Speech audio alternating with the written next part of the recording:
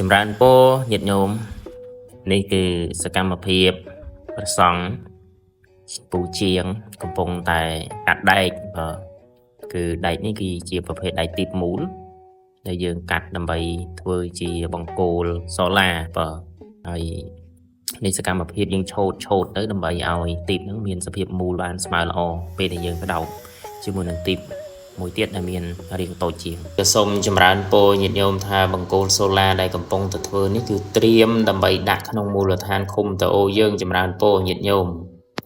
ហើយគឺបន្ទាប់ពីផ្លូវកៅស៊ូបានក្រាលកៅស៊ូរួចគឺយើងដាក់ពីមុខវត្តដោមទៅទល់វត្ត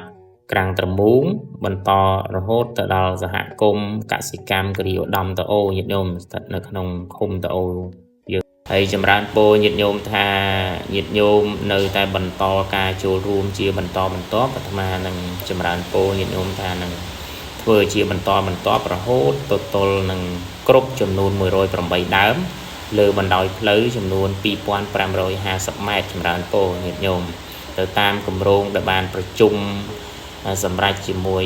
បងអភិបាលនៃគណៈអភិបាលស្រុកនិងសហការីពីថ្ងៃមុនមានញោមមេឃុំតអូនចេញចូលរួមនឹងសហការីផងដែរចម្រើនពរញាតិញោមថាបង្គោលសូឡានេះគឺយើងធ្វើដោយយកចិត្តទុកដាក់មែនទែន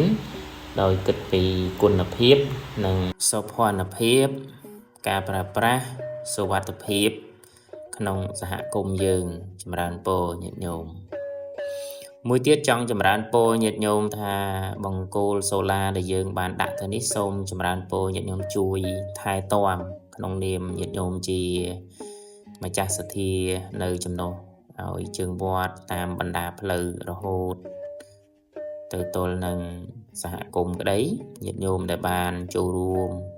ពីបណ្ដាមជ្ឈដ្ឋានឆ្ងាយដូចជានៅរាជធានីភ្នំពេញក្តី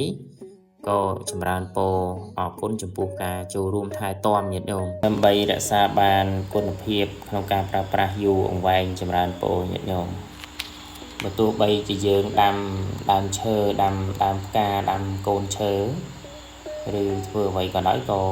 ទាមទារក្នុងការថែទាំលើកកម្ពស់ប្រសិទ្ធភាពក្នុងការប្រើប្រាស់បានយូរអង្វែងចម្រើនពរញាតិញោមហើយមួយវិញទៀតក៏សូមចម្រើនពរដល់ញាតិញោមជាពុទ្ធបរិស័ទនៅក្នុងមូលដ្ឋានឃុំតអូទាំងអស់ទាំងញាតិញោមនៅគ្រប់មជ្ឈដ្ឋានទូទាំងប្រជាជាតិកម្ពុជាចម្រើនពរញាតិញោមបង្គោលសូឡាគឺត្រូវការច្រើនពររហូតដល់108ដើមញាតិញោមសប្បុរសជនមានបំណងចូលរួមដាក់បង្គោលសូឡាបំភ្លឺតាមដងផ្លូវក្នុងមូលដ្ឋានឃុំតអូយើងញាតិញោមអញ្ជើញចូលរួមតាមសទ្ធាជ្រះថ្លាសូមអរគុណ